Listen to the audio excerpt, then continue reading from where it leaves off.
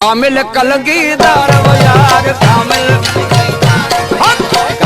कलगी बाबा कामिल कलगी है सुनो कामिल कलगीदार वो मुर्शिद वो जो गुण न पगारो कामिल कलगीदार वो यार कामिल कलगीदार वो यार मुर्शिद वो गुण न पगारो कामिल कलगीदार।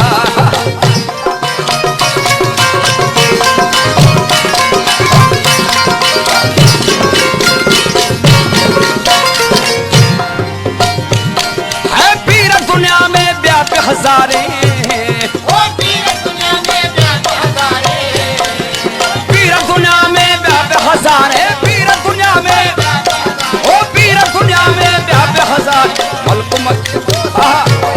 मुल्क मने तो सार वो यार खिपरो हुरन जे रूहानी पेशवा ऐं GDA जे सरबराह पीर पगारे सिंध में रूहानी सफ़र जो आगाज़ कंदे गुजरात सांगड़ ज़िले के शहदादपुर तालके मां कलीमुल्लाह वसान जे रिहाइशगाह खां मुख़्तलिफ़ चाह पार्टी यानी झला अटेंड कंदा जंहिंमें मुसी सिंधड़ी दाऊद हिंगुरजो शौकत हिंगुरजो तारिक मरी शहीद हाजी खुदा बख्श हमज़ो खान दर्स डंग मोरी समेत मुख़्तलिफ़ हंधनि खां थींदो।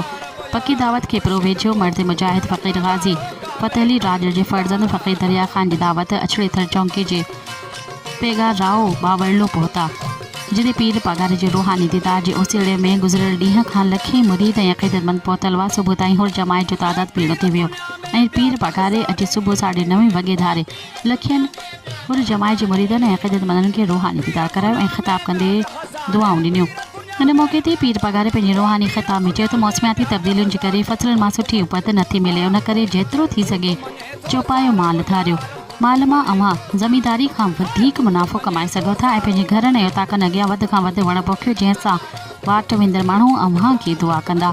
पीर पगारे पंहिंजे रूहानी ख़िताब में चयो त मां हमेशह अव्हां खे हिदायत कंदो आहियां त अॼु बि कयां थो पंहिंजी न्याणियुनि ते वधि खां वधि तवजो ॾियो, न्याणी खे सुठी तालीम ॾियारियो। पीर साईं पगारे चयो त कंहिं माण्हू मूं सां सवाल कयो त तव्हां पंहिंजूं न्याणियूं जमायत सगोरी में छो था वठी वञो, त उन ते मूं जवाबु ॾिनो त जॾहिं जमायत सगोरी जूं न्याणियूं मुंहिंजूं ॿुधी अचनि थियूं त हू मुंहिंजी न्याणियूं आहिनि ऐं मुंहिंजियूं न्याणियूं जमायत सगोरी जूं न्याणियूं आहिनि।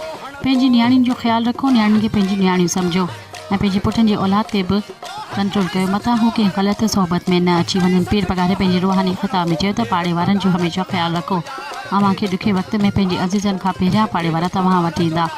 पीर पगारे चयो त फ़ौज असांजी आहे ऐं असां फ़ौज जा आहियूं। फेडरेशन खे जेकॾहिं केरु बचाए सघे थो त उहा फ़ौज आहे, सियासतदान न। हर को पंहिंजी देगड़ी तयारु करे वेठो आहे। सियासत में जेतिरो बि जेको वॾो कूड़ ॻाल्हाईंदो उहो ओतिरो वॾो लीडर थींदो। जेकॾहिं असां पंहिंजे पाकिस्तान जा ख़ैरख़्वाह आहियूं ऐं फेडरेशन सां गॾु आहियूं त असांखे हर हाल में हर क़ीमत ते फ़ौज जो साथ ॾियणो आहे। असां फ़ौज खां परे नथा रही सघूं। फ़ौज जे करे असांजूं सरहदूं इज़त ऐं मुल्क महफ़ूज़ आहिनि। जिते फ़ौज कमज़ोर आहे उन मुल्क जा माण्हू धिका खाई रहिया आहिनि। असां बि जेकॾहिं फ़ौज खे कमज़ोर कयूं त धिका खाईंदासीं। पीर पगारो पहिरीं दावत बाद पंहिंजे मुरीदनि अक़ीदतमंदनि खे दुआऊं ॾेई अॻिए सफ़र लाइ निकिरी वियो। अॼु पीर पगारे जी ॿी दावत ॻोठ लाल मोहम्मद मुंगरियो में सचल मुंगरियो जी आहे।